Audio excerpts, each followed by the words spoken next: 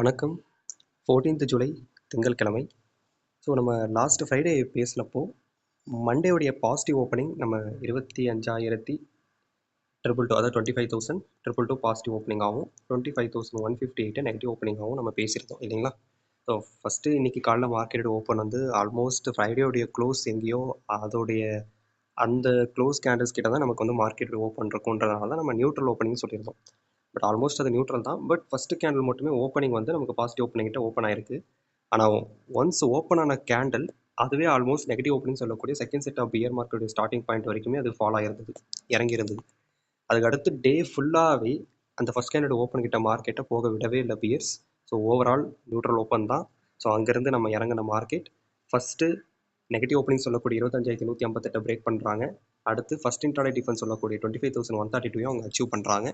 So அதே இடத்துல bulls defend பண்ணி மார்க்கெட்டை ஃபஸ்ட் ஆஃபில் அதாவது காலையில் மேலே கொண்டு வந்தப்போ நெகட்டிவ் ஓப்பனிங் சொல்லக்கூடிய 25,158க்கு மேலே இன்ட்ராடே லெவலில் முக்கியமான கீ லெவலான பையபோ செல்புல கிட்ட இருந்து மார்க்கெட்டை தடுத்து நிறுத்தி அங்கேருந்து எகெயின் பிஎஸ்ஸை மார்க்கெட் ஃபஸ்ட் இன்ட்ராடே டிஃபென்ஸ் கீழே புஷ் பண்ணுறாங்க.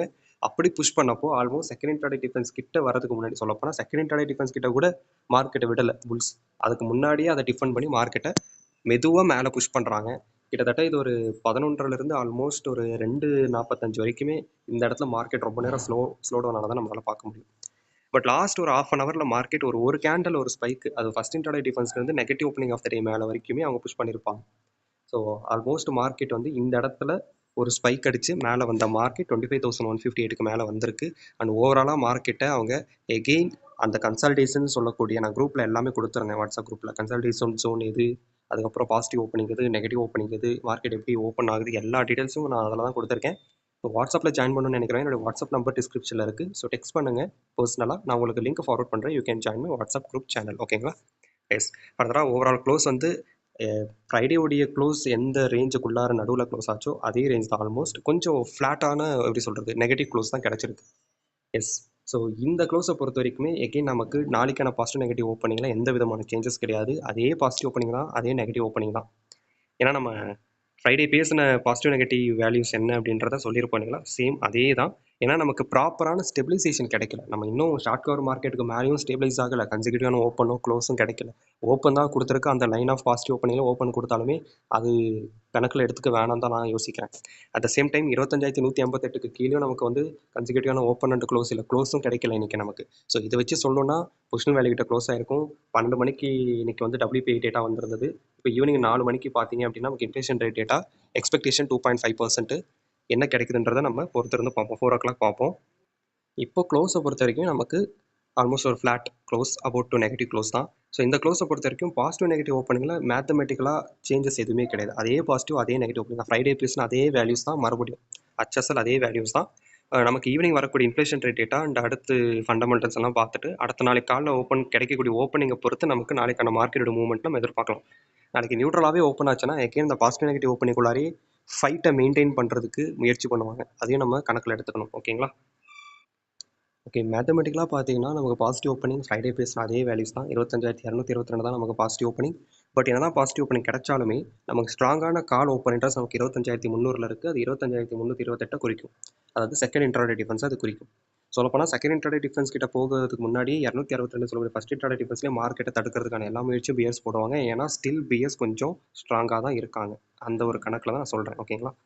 ஸோ இப்போதைக்கு 25,300 கால் ஓப்பன் இன்ட்ரெஸ்ட் ரொம்ப அதிகமாக இருக்குது. அப்போ நம்ம 328 தாண்டினா மட்டும் தான் 25,432 சொல்லக்கூடிய இந்த பொசிஷன் லெவல் வரைக்கும் நம்ம ரேலி ஆகும். பொசிஷன் லெவல் வரைக்கும் நம்ம ரேலி ஆகும். ஸோ பாசிட்டிவ் ஓப்பனிங் கிடச்சா அது 328 தாண்டினா மட்டும்தான் நம்ம பொசிஷன் லெவல் வரைக்கும் ரேலி ஆகும். அப்போ ஒரு நல்ல மூவ்மெண்ட் அண்ட் பாசிட்டிவ் சைட் கிடைக்கிறதுங்கிறது கொஞ்சம் சிரமமாக தான் இருக்குது. மேபி நம்ம கேப் அப்பில் ஓப்பனிங் ஏதாச்சும் பாசிட்டிவ் ஓப்பனிங் கிடச்சிது அப்படின்னா நாளைக்கு அதை பொறுத்து இன்ட்ராடேல நம்ம குரூப்பில் டிஸ்கஸ் பண்ணிக்கலாம். வேல்யூஸை வச்சு நம்ம வந்து ட்ரேடு மூவ் பண்ணிக்கலாம். ஒன்றும் பிரச்சனை இல்லை. நெகட்டிவ் ஓப்பனிங்கிறது அதே 25,158 second set of PM starting point கூட. ஸோ டவுன் சைட் பேசணும் அப்படின்னா 25,000 அதிகப்படியான ஸ்ட்ராங் புட் ஓப்பன் இன்ட்ரெஸ்ட் இருக்குது. அது ஆல்மோஸ்ட் 25,062 சொல்லக்கூடிய செகண்ட் இன்ட்ராடே டிஃபென்ஸை குறிக்கும். இன்றைக்குமே மார்க்கெட்டில் ஆல்மோஸ்ட் 25,062 கிட்ட விடாமல் அதுக்கு முன்னாடியே புல்ஸ் டிஃபெண்ட் பண்ணதை பார்த்தோம். ஏன்னா அந்த இடத்துல ஸ்டில் புட்டோட ஓப்பன் இன்ட்ரெஸ்ட் ரொம்ப ஸ்ட்ராங்காக இருக்குது. அந்த ஒரு ரீசனால் அது ஒரு நல்ல ஸ்ட்ராங்கான சப்போர்ட்டாக ஆக்ட் ஆகிட்டு 25,062 பிரேக் பண்ணிச்சு அப்படின்னா நம்ம ஃபால் எதிர்பார்க்கலாம். அந்த ஃபால் ஆல்மோஸ்ட் 24,938 சொல்லக்கூடிய பொசிஷன் வரைக்கும் அது ஃபால் ஆகிறதுக்கான சான்சஸ் இருக்கும். ஸோ இதுதான் overall values. So light opening கிடைச்சதுன்னா புஷ் நடுவில் அந்த 24,938 நோக்கி நகரும். அப்படி நகரும்போது 25,132 25,062 அதே வேல்யூஸ் நமக்கு இன்ட்ராடே டிஃபென்ஸுக்கெல்லாம் நாளைக்கு ஆக்ட் ஆகும். 24,938 புஷ் நடுவில் பிரேக் பண்ணால் மட்டும் தான் ஃபர்தர் அந்த பிஎம்ஐயோட எண்ட் பாயிண்ட் வரைக்கும் பேசணும். ஸ்டில் நமக்கு ப்ராப்பரான ஸ்டெபிலைசேஷன் கிடைக்கல போத் புல் அண்ட் பியர் மார்க்கெட்டில், sorry short cover market and bear மார்க்கெட்டில். ஸோ பொறுத்திருந்து பார்ப்போம். அண்ட் இப்போ ஓப்பன் இன்ட்ரெஸ்ட் இன்னைக்கான பில்டப் அண்ட் கவர் எப்படி பண்ணியிருந்தாங்க அப்படின்றத நம்ம ஒரு ரவுண்ட்ஸ் பார்த்துடலாம். ஓப்பன் இன்ட்ரெஸ்ட்டை பொறுத்த வரைக்கும் ஃபஸ்ட்டு நான் புல் சைடு, அதாவது புஷ் ஷார்ட்டை பற்றி நான் பேசணும் அப்படின்னா 25,150 அது லாஸ்ட் மினிட்ல பொசிஷனை கொண்டு வந்து மறுபடியும் ஒரு 30% அவங்க கவர் பண்ணியிருந்தாங்க.